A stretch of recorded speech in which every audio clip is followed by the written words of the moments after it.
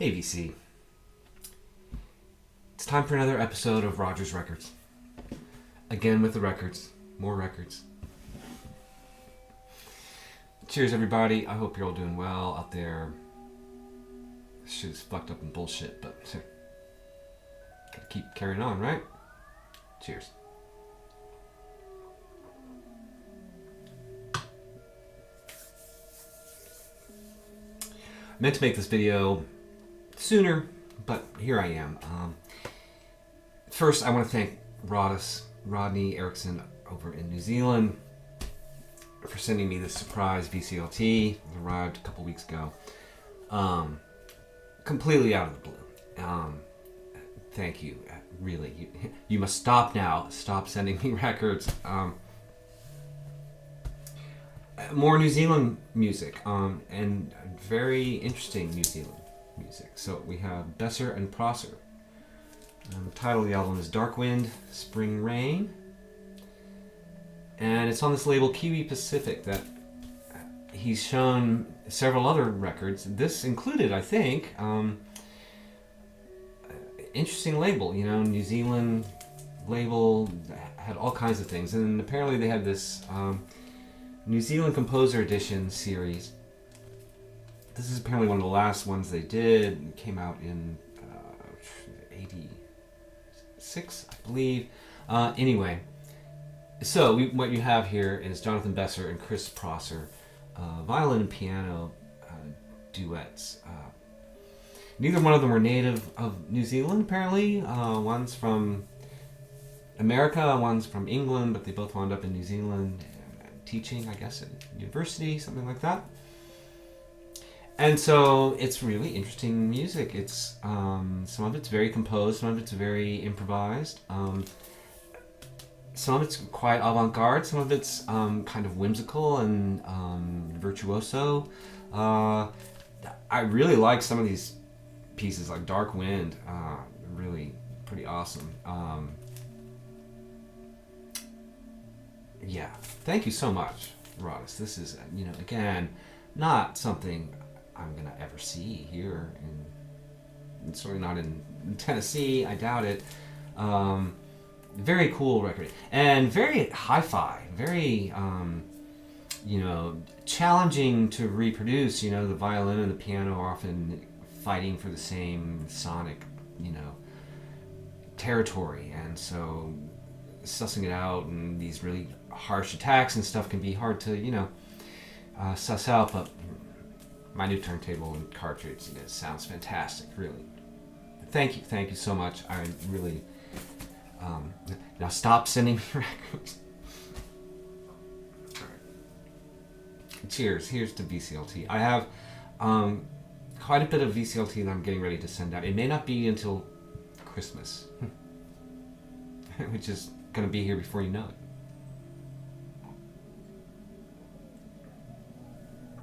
Get to be my age and time just goes so freaking fast. All right, whatever. So I got some more records to show. I wonder if I'm ever going to catch up, and I guess it doesn't really matter if I do or not. I've decided I'm just going to model the VC as I want it to be, you know, and, you know, I think people, you know, I would hope that people would make videos because they want to, you know, but, you know, not get hung up, you know. I'm not going to get hung up, all right? I really appreciate everybody's feedback and comments and stuff for my last video. That was quite unexpected. Anyway, here we go. I'm going to show some records. Some of them I think are not very good records. Just warning you right now. Oh, Steven Wilson. His new one, To the Bone.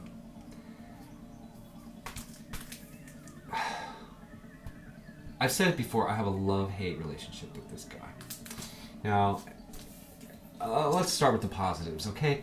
Now, the guy, like, started out as, like, just a bedroom making cassette tapes, kind of like, literally like an amateur hour, you know, back in the 80s, you know, as a student and stuff. And he's parlayed that into, like, you know, as, you know, into a career.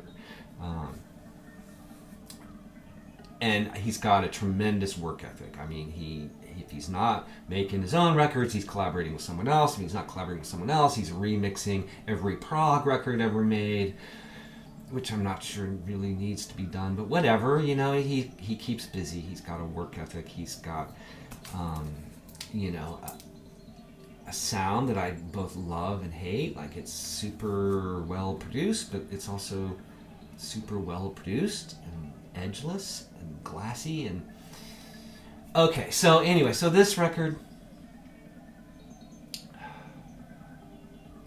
it has its moments.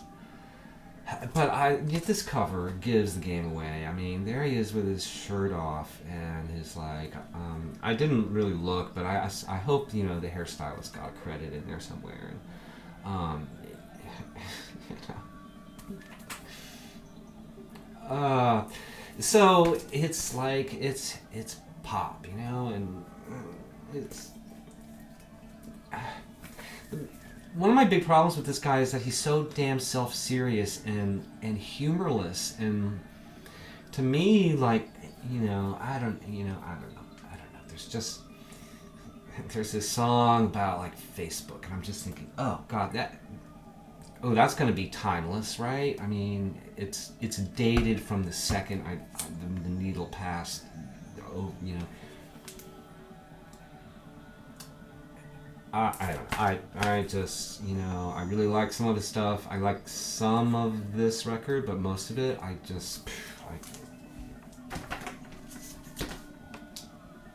it's a bridge too far for me. I'm sorry.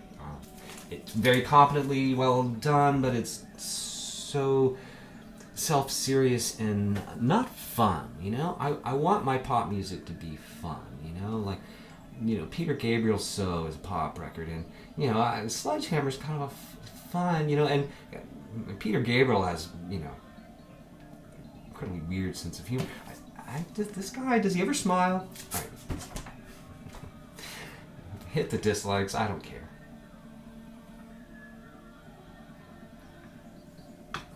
Maybe his next record will be more to my taste. It's, you know, it's just me. Who cares what I think? All right. I'm gonna have not great things to say about this one too. Maybe it's just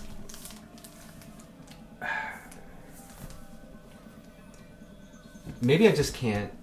My tolerance for bullshit is just. All right, so we have the new Guided by Voices record, and yes, it's only been like a month since the last one, and it's another terrible cover. Now, this is getting a lot of press, like this is their best, most commercial stuff since their, you know, TVT records. And I thought, well, wouldn't that be nice?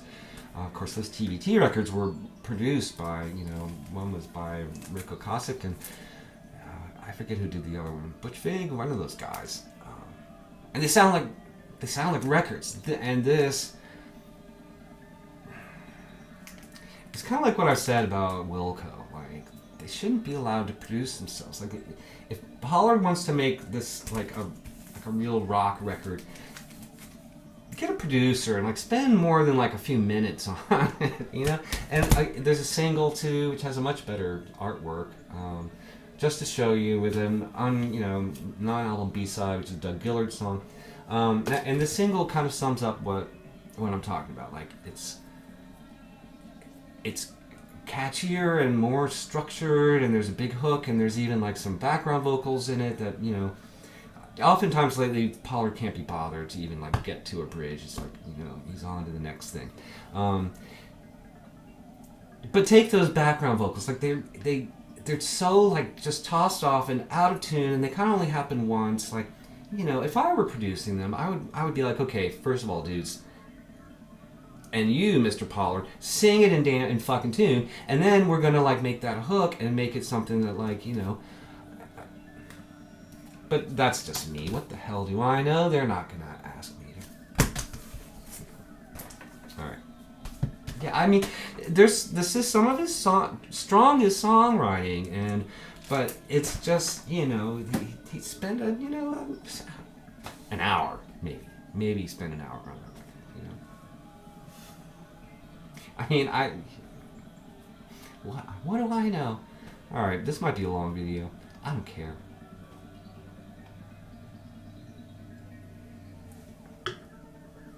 Hey, here's another 7-inch. I'm gonna jump ahead to some. So yeah, Hound Dog Hoover's is gonna close, and it bums me out because, I mean, I guess I'll see him around, but anyway, like, so I went in a couple weeks ago, and he's like, oh, I found this at an estate sale. You know, you gotta check it out. It's not on Discogs and blah blah blah. And it's okay. So it's, you can't really see that. It's the Relatives. Okay, the Relatives. Turns out they're like this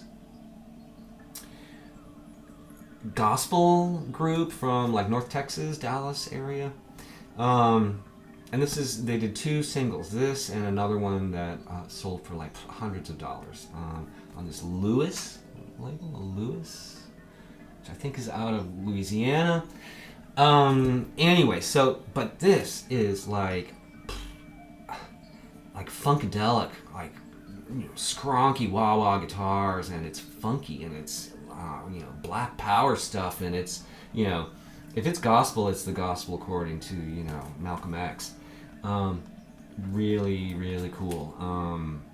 Yeah, I think this is a find. You know, I think that's a pretty rare record, and you know, he's just got a shit ton of 45s, you know, and so you know, and he's having a sale recently. I'm not sure if I got any of these at the sale. He's having a sale before he moves out. And anyway, so here's another weird one. It's the Germs, Jerms, Green Door. It's a promo copy on Honor Brigade. Look at that weird label. So yeah, it's a promo copy, and so it's a long version, a short version.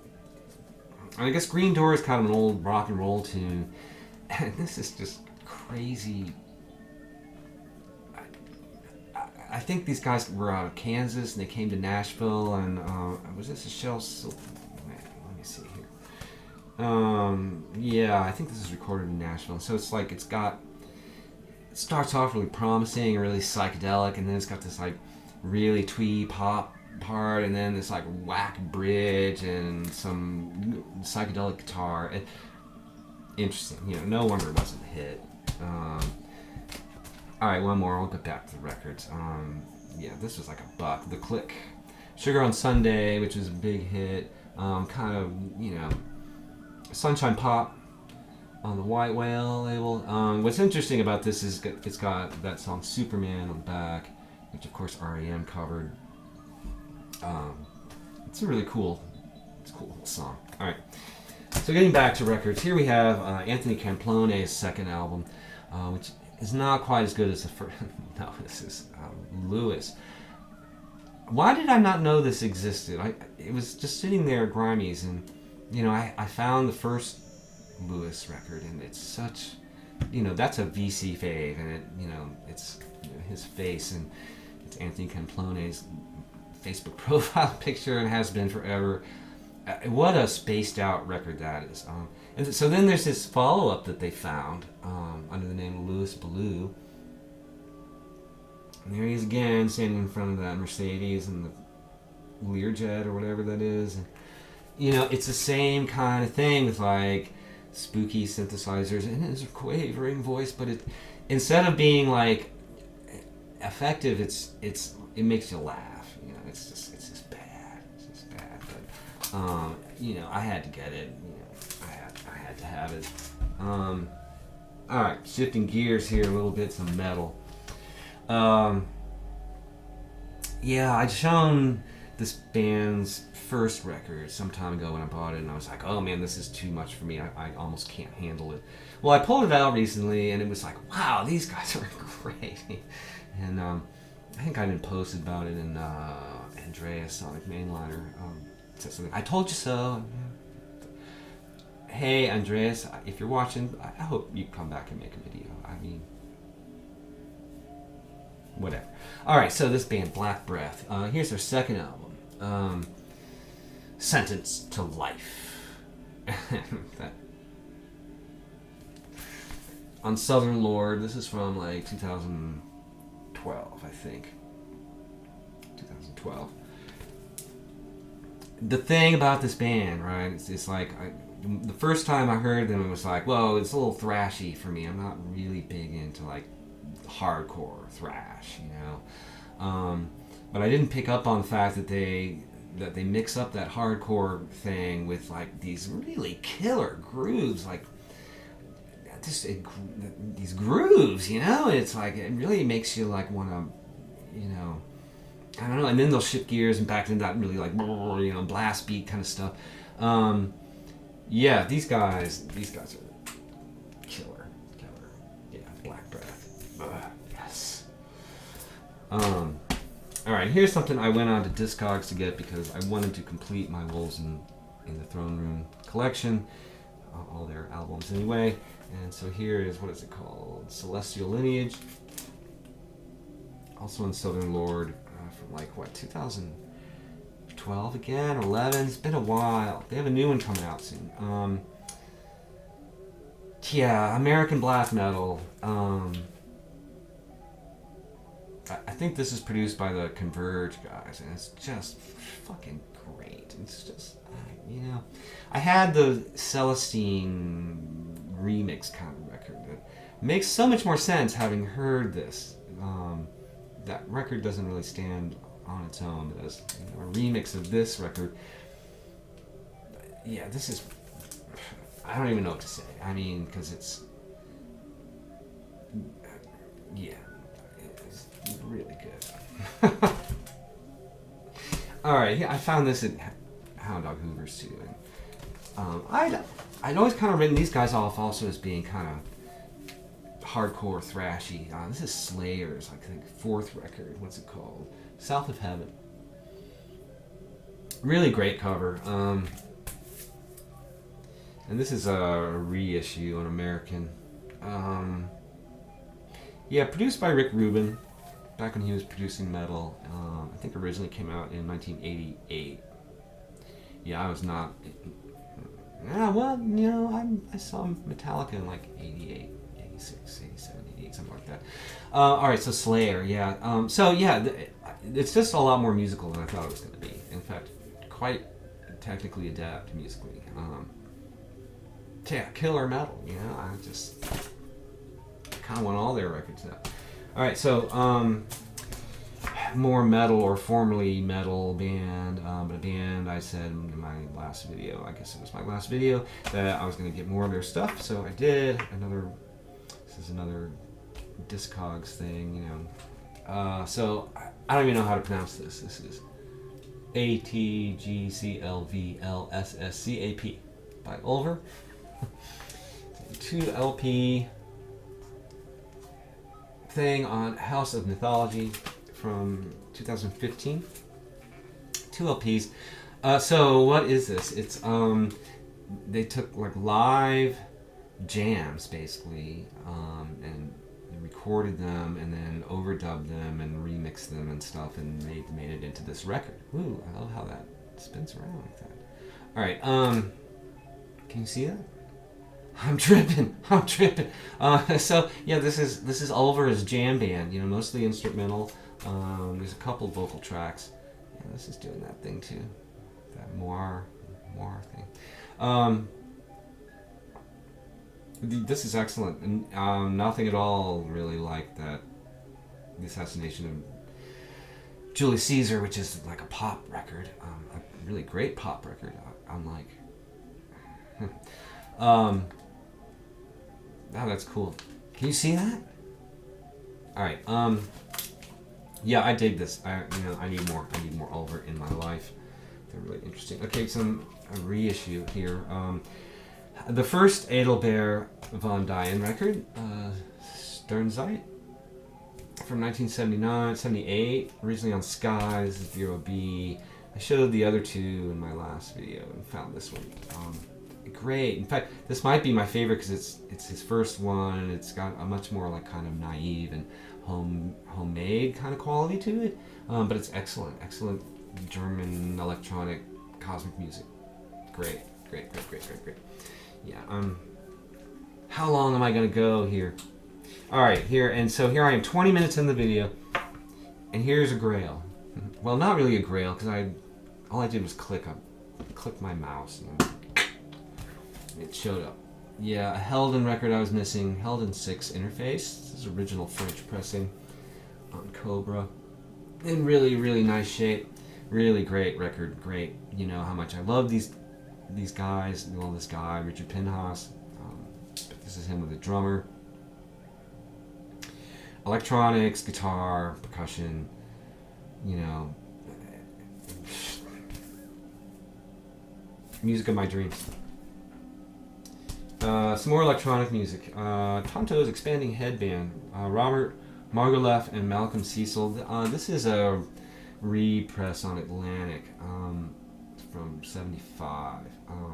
So these guys went on to use this Tonto instrument with Stevie Wonder and stuff. So this is kind of it was one of the first polyphonic analog synthesizers in the '70s. This massive thing. This is great electronic music record. Really psyched to find. Even with the kind of bad cover, the music's great. Really great. On Atlantic, 1975. Oh shit. Alright, Hound Dog Hoover. Kent was like, so you don't look at the Beatles section, do you? I'm like, no. It's like, well, I have this. John and Yoko, Unfinished Music No. 2, Life with the Lions. No comment, says George Martin. Yeah, 1968 on Zapple. Now,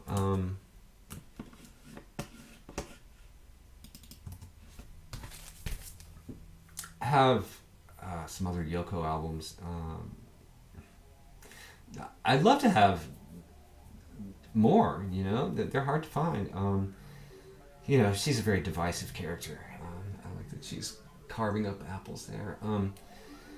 This is really heavy record.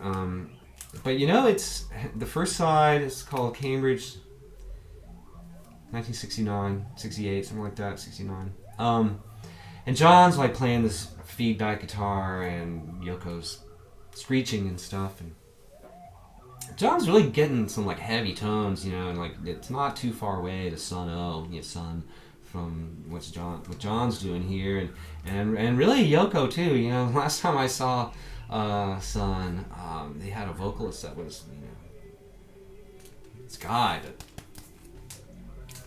anyway, I think Yoko's amazing, and so this was cheap, and I got it for 20% off, and so you know, cleaned it up, listened to it. It was great, fun listening to it.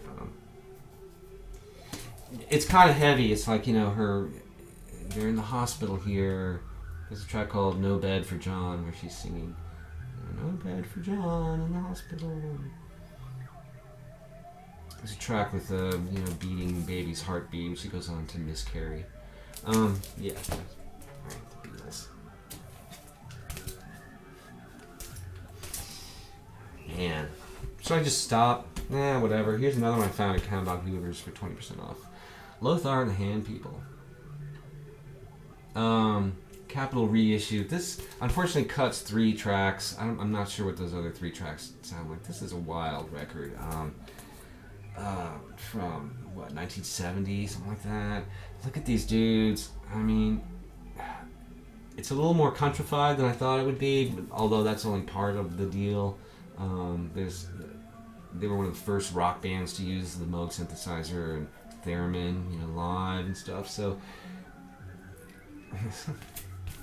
it's a cool record. It's a cool record. Right.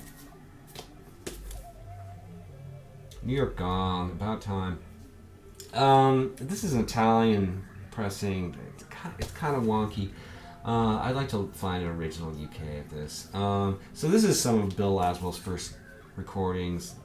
Most of the members of Material, the band that would go on to become Material, are on this, and you know, David Allen in New York, punking it up, I guess. But he's still, you know, the Pixie Pothead. It's a weird record. It's a really weird record. A little bit earlier, Television, The Blow Up, on ROIR. Originally came out on cassette in like 1981 or something like this. This is a 2001 green and blue vinyl reissue, or first vinyl reissue, first vinyl issue. The jacket's horribly water damaged, but the music is great. You know, there's that other live thing on Rhino that's the band's on their way to falling apart. So this is the real deal, but the sound quality is meh. It's kind of like, you know, mono soundboard recordings, but God, they're on fire. I mean, you know, and I've always said that they were like, you know, the Grateful Dead of punk, and you know, this version of Knocking on Heaven's Doors, you know. Yeah, all right. 25 minutes. Can I do this? All right. Let me show some more 7 inches. You can switch off if you want to. I found these for $1. It's Yoshimi. Yoshimi 1 Big Toast. So it's speaker on one side, back with tuna power. Kim Gordon. Sonic Static Piece from 1992. Yeah, these tracks are like 30 seconds long, so maybe a minute long. Here's Yoshimi 2. Yeah, from 1993. There's a third one I'd like to get, but I don't want to pay big money for it. Cool for $1. Yoshimi from the Boredoms. 25, 30 seconds of wow, what the fuck. Love it. Love it. Alright. And then, where did I find these? These might have been at, yeah, these must have been at Hound Dog Hoover's. Just some random punk things, you know. This is really cool, actually. Shrieking Violets on Broken Records. Broken Records. From 1992 or something, I think. This girl band out of, oh, I can't remember now. This is like kind of out of that Riot Girl thing. But this is really good. This is really good. That'll show them like really great like punk thing. Yeah, cool. And the Orphans, Anthems for Doomed Youth. And look at these kids. They're just like little kids. This is pretty good too. Creep Records out of Pennsylvania. The Orphans. Look at that terrible drawing. You won't be needing this. Alright, and Bad Thing, Sonic Mind Candy. It's like a preview single on red vinyl on Big Money Fuel Records. So stop back with West Texas on red vinyl. This is pretty good too. Like this is from when is this from? That's my video, and I'll ramble if I want to. I'll make this terrible sound if I want to. This is kind of earlier, I think, as I recall. No, 1990. So yeah, red vinyl. Kind of cool. I'm a hopeless addict. Thanks for sharing in my addiction. All right, here's Big Star. September Girls 1974 rehearsal in New York. Back with The Letter live in Memphis, 1974. On Norton from an LP I've never actually seen. Nobody Can Dance from 1999. Maybe it's only on CD. And I have those tracks on another CDs, whatever. But this single, How Can I Resist? With a picture sleeve. Yeah, right, okay. And a couple of jazz things with picture sleeves. Errol Garner, campus concert. With jukebox inserts. Yeah, this was still sealed. Jukebox inserts. I think that's pretty cool. And then this is old. This is from 1952 or something like that. Sonny Stitt. New Trends of Jazz, Volume 10 on Savoy.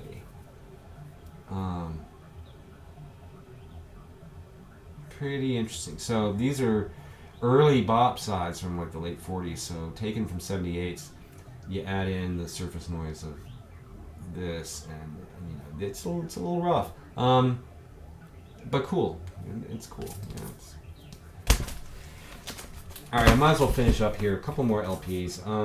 The Island, Chris Forsythe and Cohen Holenkamp. I found this gently used for cheap. This is an EP on what Trouble in Mind. Beautiful cover. I'm a big fan of Chris Forsythe. Taking some guitar lessons with him. Really interesting guy. I really like the previous LP that's on Blackest Rainbow. It's really cosmic and great. This one didn't really quite do it for me. It's like more like kind of guitar loops and less modular synth action going on. I don't know. It's okay. I'm going to keep it in the collection after I throw it on the floor. And then finally, okay, this is a weird record. I found it. Hound Dog Hoover's, because he's got the weirdest records, okay, and like great prices, and you know. All right, so King Short Shirt, Ghetto Vibes. Charlie's Records out of Brooklyn, but recorded in Trinidad. King Short Shirt. So what we have here, I mean, it's like basically private press, looks like, kind of. I was like, this looks too cool to not bring home. And so what it is, and it is cool, it's interesting, it's probably not particularly valuable, but so what it is, it's like very topical and political calypso music with like horns. No steel drums really, as I recall. If they are, they're not, it's not like, but you know, it's that Trinidad Tobago kind of calypso. Really good, really, you know, I think excellent. Very fun and quirky and weird and just, you know, not the kind of thing you see around, you know. And I mean, if you see it, you know, for a couple bucks, it's worth it. All right, so 30, I'm going on 32 minutes. Sorry, folks. I really appreciate your hanging out with me and sharing in my record addiction. I have, believe it or not, I have more records to show, and it'll keep me coming back. All right. Take care, everybody. I'll see you soon. Bye-bye.